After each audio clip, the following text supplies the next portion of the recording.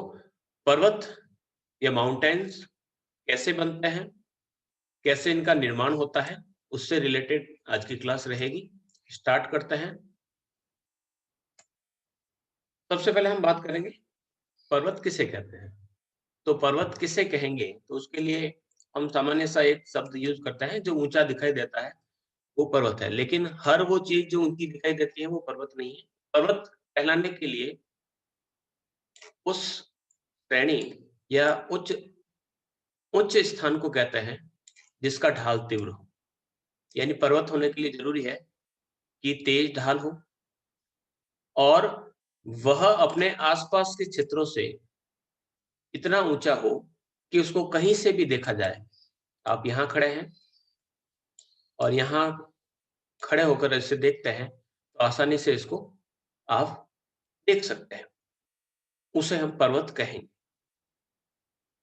ठीक है, पर्वत सबसे बड़े होते हैं, पठार उससे छोटे, मैदान उससे भी छोटे और महासागरीय सागरीय जो तली है वो सबसे छोटी होती है। मैंने कई बार एक हिप्सोमेट्रिक कर्व, जब वहां ऊंची क्लासों में जाओगे तो आप कहेंगे ये है हिप्सोमेट्रिक कर्व कहलाता है। ठीक है, हिप्सोमेट्रिक कर्व में हम इसको इस प्रकार से डिफाइन करते हैं। देखिएगा, ये है आपका माउंटेन, ये प्लेट्यूज, ये प्लेन, और प्लेन से जब नीचे जाते हैं तो यहाँ पर आता है ओशन सी फ्लोर। ठीक है, तो ओशन का जो हिस्सा है वो इसके अंदर काउंट किया जाता है। ठीक है, तो यहाँ पर सबसे ऊंचे कौन से हैं? माउंटेन्स हैं, उसके नीचे प्लेट्यूज, प्लेन्स। तो आप कहाँ खड़े हैं, या फिर तो यहाँ पर खड़े हैं। यहाँ से आप जब किसी ऐसे स्ट्रक्चर को देखें कि वो आपको काफी ऊंचाई पर दिखाई दे तो उसे हम माउंटेन कहेंगे। अब प्रश्न आता है कि माउंटेन क्या होता है, हिल क्या होता है?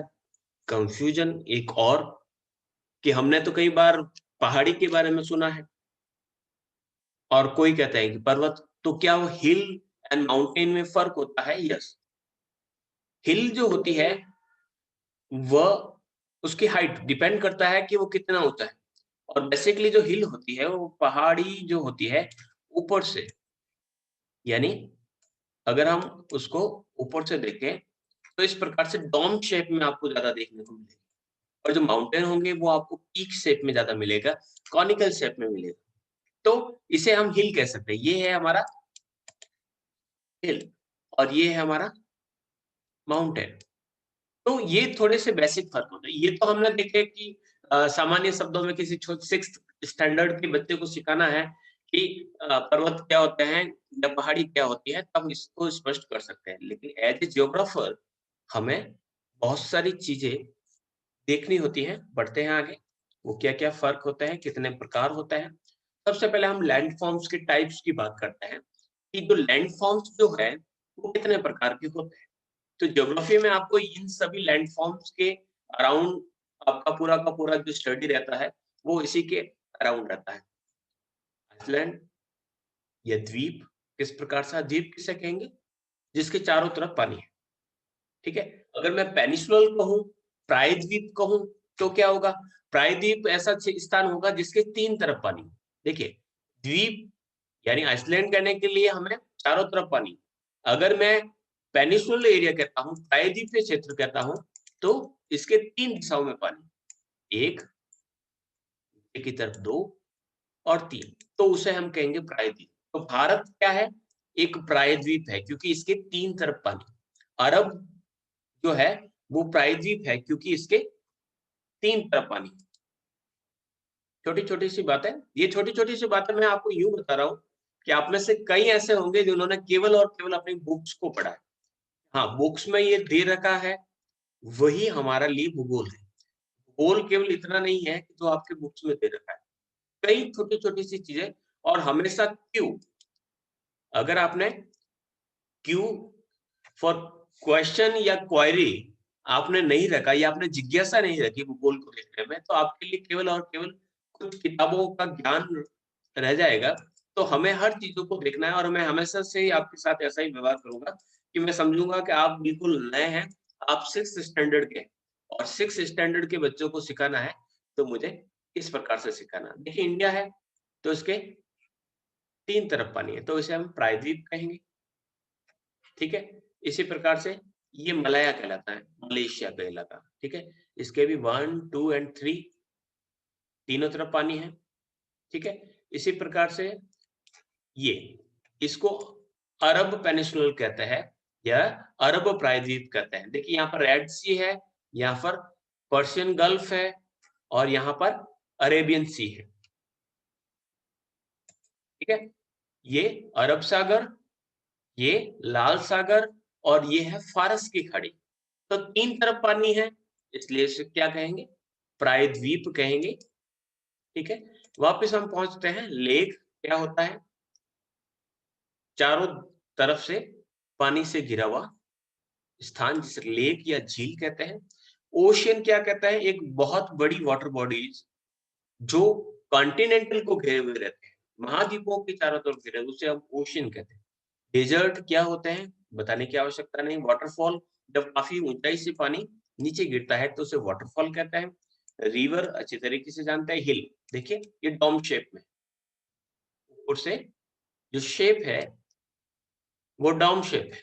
अगर माउंटेन की बात करें तो माउंटेन जो होते हैं वो कॉनिकल शेप में, तो ये फर्क रहता है। फिर वोल्केनो देखिए ऊपर से खुला हुआ भाग क्या कहलाता है, क्रेटर। अगर क्रेटर का मुख बड़ा हो जाए या क्रेटर जो है बहुत बड़ा हो जाए तो उसे हम क्या कहते हैं, कार्डेरा, ठीक है। वोल्केनो, ग्लेशियर्स जो माउंटेन्स के बीचों बीच से या फिर जब जो नदी है, बर्फ की जो नदी है वो क्या कहलाती है, ग्लेशियर्स कहलाती है। ग्लेशियर्स भी मूव करते हैं, ऐसा नहीं है कि ग्लेशियर्स है या बर्फ है तो बर्फ जमी हुई रह जाएगी। ग्लेशियर्स हैं वो हमेशा मूव करते हैं, यानी उसकी भी मूवमेंट होती है। फिर हम बात करते हैं कि कैनियन, ठीक है। ये कैनियन जो है, कैनियन को समझने के लिए हम स्ट्रक्चर्स का एक चैप्टर आएगा। यहाँ पर कैनियन, कैनियन और गॉर्ज ये 2 प्रकार से आएंगे। कैनियन को मैं इस प्रकार से डिफाइन कर सकता हूँ। यहाँ पर आप देखेंगे 2 कॉन्टिनेंटल बॉडीज है ये और उसके बीचों बीच में से आप देखेंगे कि पानी चला आ रहा है। इसको मैं यहाँ पर स्ट्रक्चर बना लेता हूँ, हालांकि वापिस आएगा। अगर 2 स्थान है इस प्रकार से, देखिएगा ये आपका कॉन्टिनेंटल का हिस्सा है, ये भी कॉन्टिनेंटल यानी जमीन का भाग है और बीचों बीच एकदम सीधा खड्डा है और सीधे खड्डे में से इस प्रकार से यहाँ से कोई नदी ऐसे बह रही है जैसे कि अगर हम यहाँ पर खड़े हैं और यहाँ पर खड़े हुए अगर देखते हैं तो हमें लगता है कि एक सफेद रंग की डोरी या जो रस्सी है यहाँ पर पड़ी है, लेकिन वो पानी होता मतलब इतनी ऊंचाई होती है, ठीक है।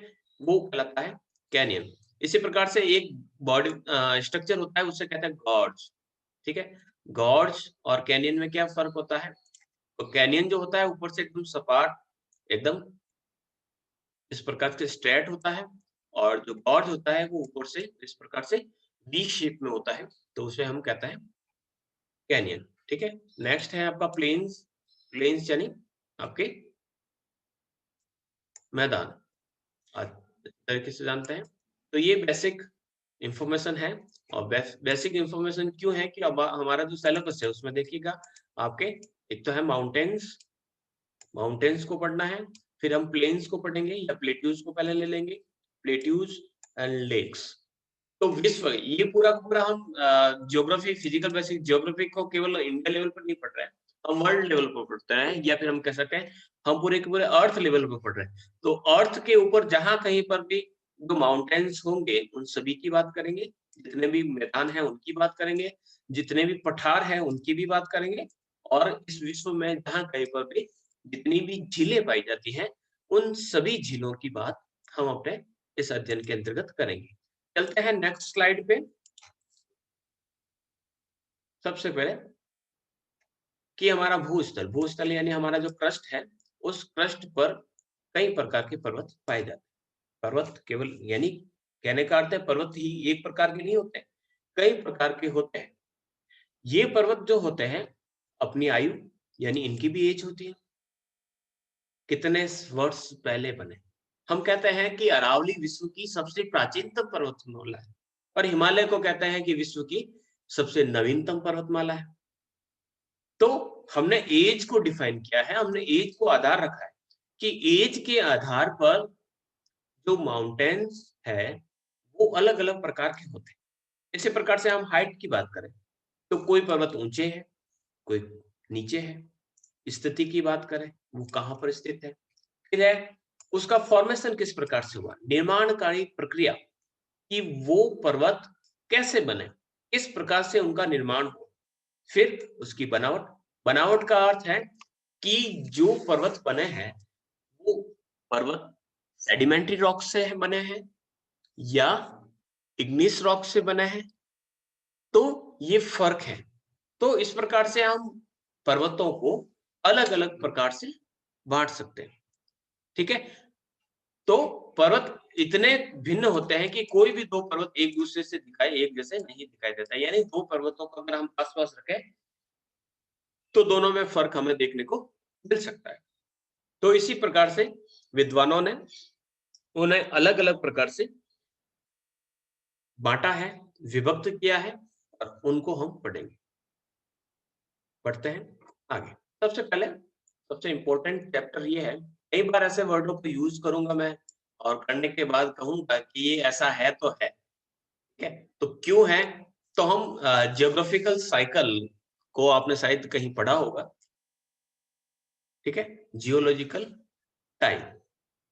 तो जो सबसे बड़ा देखो, टाइम्स को हम किस प्रकार से डिवाइड करते हैं। ठीक है, टाइम की जो यूनिट होती है, सबसे बड़ी जो यूनिट होती है उसे कहते हैं ईयन।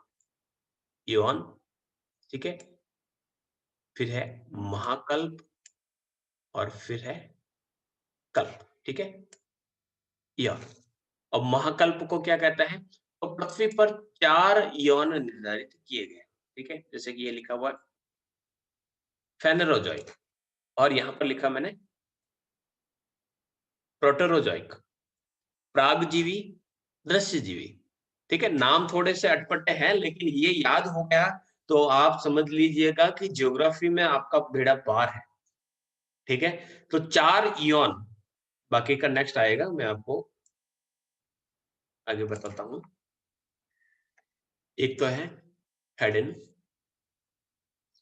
आर्कियन, प्रोटोरोजोइक, ये दो नीचे की तरफ है, स्लाइड में मैं सम्मिलित नहीं कर पाया। हेडियन, आर्कियन, प्रोटोरोजोइक आप देख सकते हैं, प्रोटोरोजोइक। ठीक है, और चौथा जो है दृश्य जीवी जिसे फेनरोजोइक कहते हैं, फेनरोजोइक। ये 4 क्या है, इयन, टाइम यूनिट, यानी हम कह सकते हैं ये घंटे है। ठीक है, अब इसको हमने डिवाइड किया, इनमें से पहली 3 इयन को सामूहिक रूप से क्या कहा जाता है, प्री कैम्ब्रियन सुपर इयन। ठीक है, पहली की तीन यानी ये पहली की 3, इसे क्या कहा जाता है, कैम्ब्रियन पूर्व। ठीक है, आगे बढ़ते हैं, इयन को आगे महाकल्प यानी ईरा में बदला जाता है। देखिए ये ईरा, तो जैसे कि हमने सबसे पहले लिया, जैसे कि ये लिया इयन, इयन को, इयन लिया कौन सा, फेनरोजोइक। अब फेनरोजोइक को हमने कितने भागों में डिवाइड किया, 3 भागों में डिवाइड किया। तो जो इयन है, जैसे कि फेनरोजोइक है, फेनरोजोइक के 3 भाग हैं, 3 भाग, एक तो है सीनोजोइक, एक है मिसोजोइक और एक है पैलियोजोइक। नूतन जीवी, मध्य जीवी और पुरातन, पूरा सबसे पुराना, मध्य पुराना और सबसे नया। ठीक है, जैसे जैसे हम यहाँ पर जाएंगे तो उसकी एज बढ़ती जाएगी, देखिएगा। ठीक है, समय कितना है, तो हम अगर पूरा जीवी की बात करें तो पूरा जीवी जो है आज से लगभग 54 करोड़ वर्ष पहले, 54 crore years ago, 48 to 54 crore year ago की बात है। ठीक है, तो इसको हमने इस प्रकार से डिवाइड किया। इसी प्रकार से आगे बढ़ते हैं, उसी प्रकार से जैसे ईरा, ईरा को भी हमने किसमें कन्वर्ट किया, पीरियड में। अब ये है कल्प, कल्प को क्या कहता है, पीरियड। तो पीरियड को भी हमने यहाँ पर से 3 भागों में डिवाइड किया, इसको भी हमने 3 भागों में डिवाइड किया। अब पर्वतों में हम इसको क्यों पढ़ रहे हैं, क्योंकि कई बार ऐसे मैं आगे का जो चैप्टर पढ़ाऊंगा उसमें ऐसे वर्ड आएंगे कि मैं कहूंगा पर्मियन काल का है, चंडियन काल का है, हर्षियन काल का है, टर्शियर काल का है।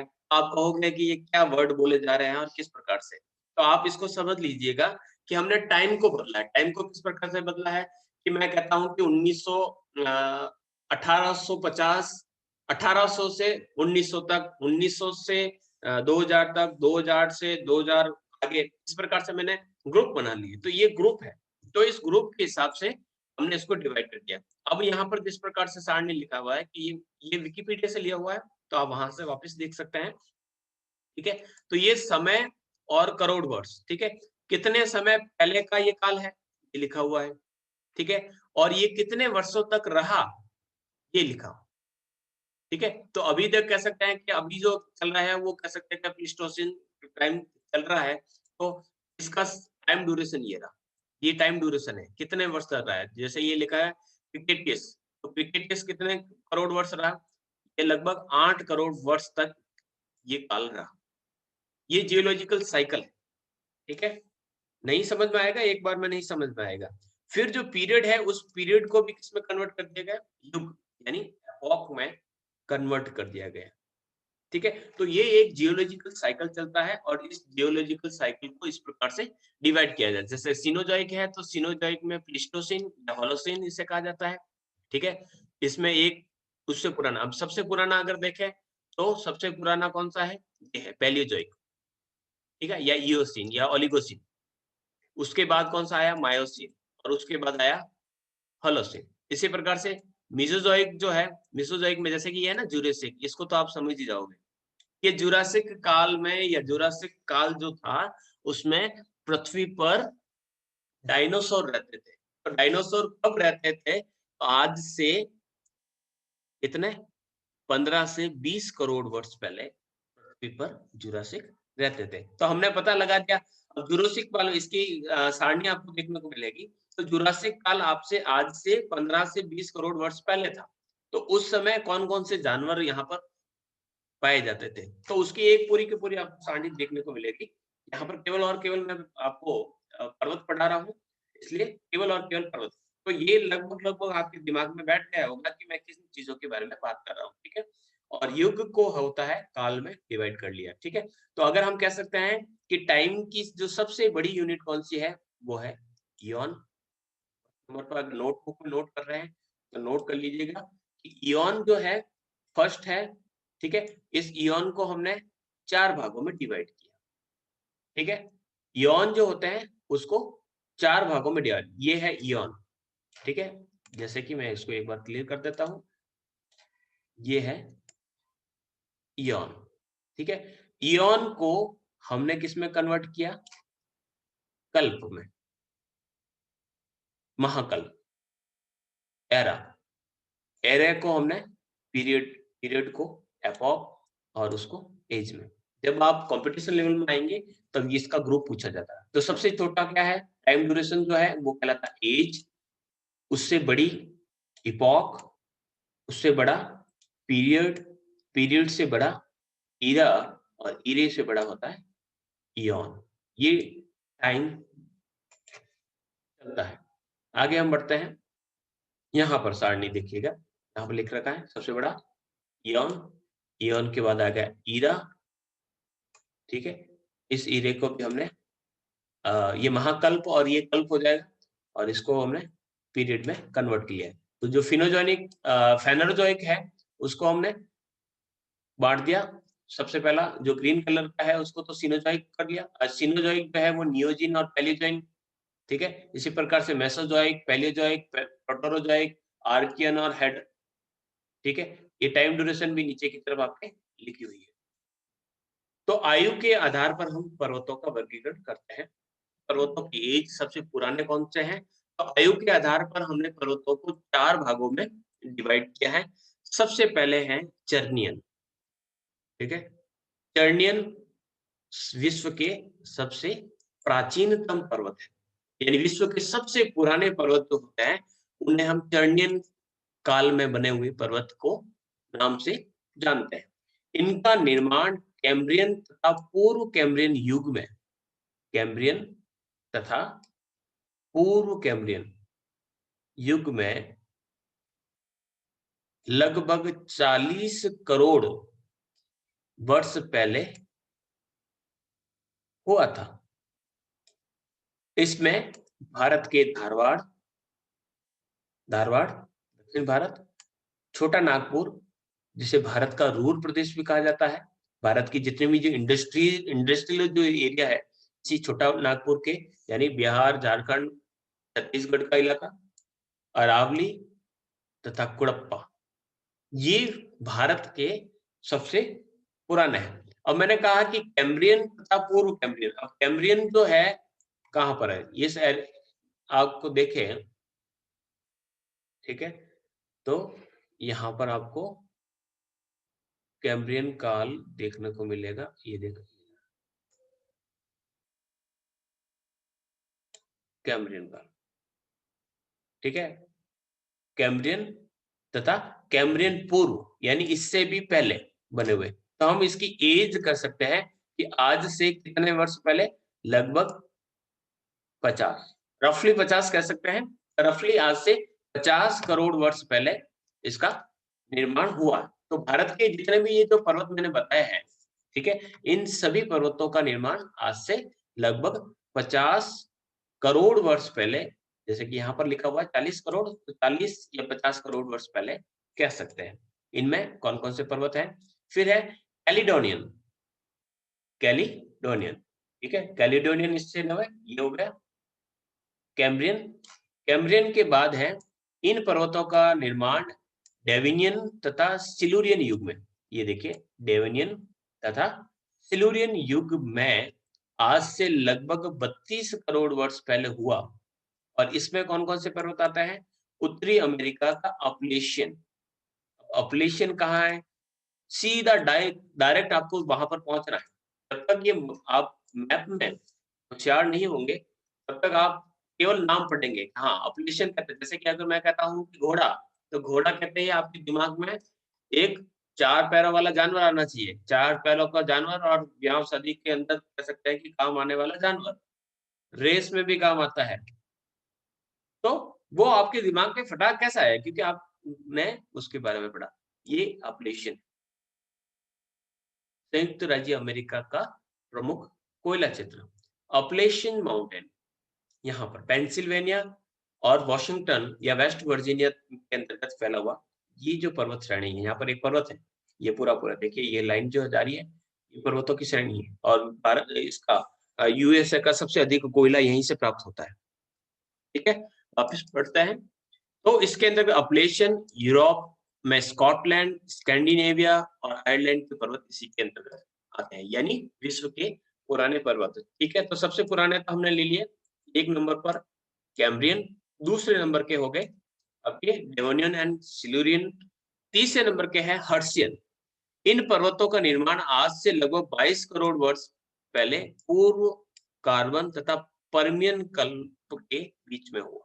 देखो पर्मियन,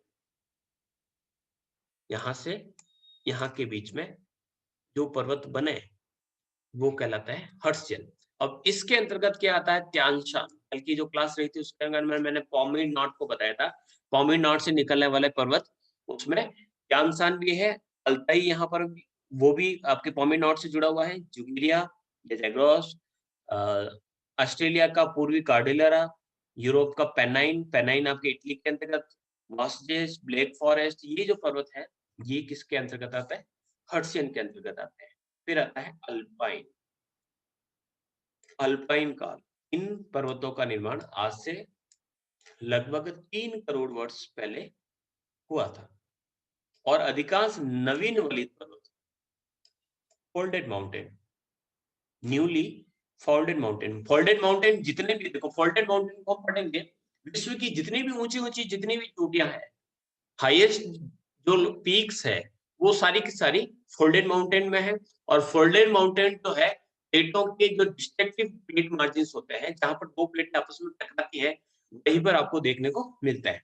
तो हिमालय मिलेगा आपको, यूरेशियन तथा इंडो ऑस्ट्रेलियन प्लेट के बीच में मिलेगा, अल्पस जो है अफ्रीकन और यूरेशियन प्लेट के बीच में मिलेगा, रॉकीज जो है वो पैसिफिक प्लेट मार्जिन तथा नॉर्थ अमेरिकन प्लेट के बीच में मिलेगा, एंडीज जो मिलेगा पैसिफिक तथा साउथ अमेरिकन प्लेट के बीच में मिलेगा, पिरेनीज जो है वो आपको मेडिटेरियन सी के ठीक ऊपर के इलाके में आपको देखने को मिलेगा। तो हमने इस प्रकार से जो अल्पाइन जो है वो आपका लेटेस्ट जो है वो तरीका है या फिर जो काल है वो जाना जा सकता है। तो न्यूली जितने भी कह सकते हैं कि आपके यहाँ पर जो पर्वत बने हैं वो सारे के सारे अल्पाइन की श्रेणी के अंतर्गत रखे जा सकते हैं। तो इस प्रकार से हमने एक क्लासिफिकेशन को देखा है। स्क्रीनशॉट लेना चाहे तो स्क्रीनशॉट ले लीजिएगा, नहीं तो आपको वीडियो तो अवेलेबल रहेगा यूट्यूब पे। तो इस प्रकार से हमने पहला जो वर्गीकरण किया है classification of mountain on basis of age. तो एज के हिसाब से सबसे पुराने कौन से हैं? चर्नियन। और सबसे नवीनतम कौन से हैं? अल्पाइन। अल्पाइन या जितने भी जो फोल्डेड माउंटेन जो है बड़े-बड़े से वो सारे के सारे नवीनतम है। ठीक है, क्लियर? बढ़ते हैं आगे। नेक्स्ट जो स्लाइड है उसमें हम करते हैं हाइट के आधार पर। अब हाइट के आधार पर, ठीक है, प्रोफेसर फिंच ने इन्होंने ऊंचाई के आधार पर 4 भागों में डिवाइड किया। एकदम इजी है।